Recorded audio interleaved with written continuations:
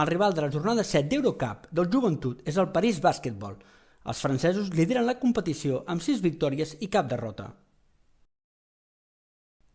La penya arriba molt marmada en el joc interior, on acumula 4 baixes.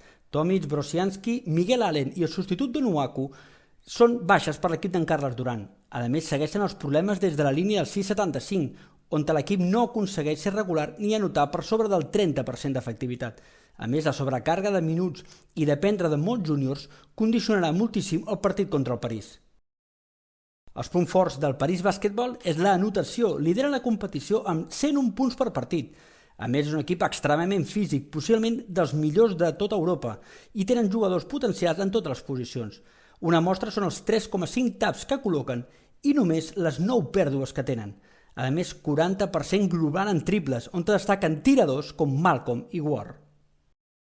Els punts dèbils és difícils de trobar, però sí que podem destacar que els hi costa molt defensar els tiradors, que deixen bastant espai a la zona i als espais de 4 metres, tenen normalment un mal balanç defensiu i la seva presència interior no és el que més destaqui, gairebé tot recau en els 4 exteriors.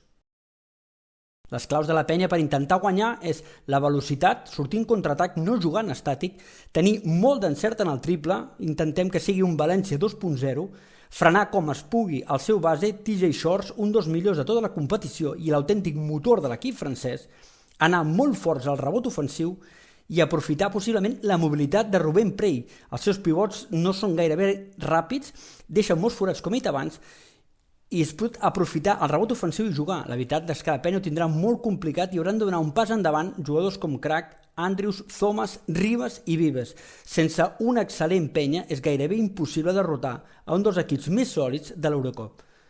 Carles Duran té davant seu un altre repte.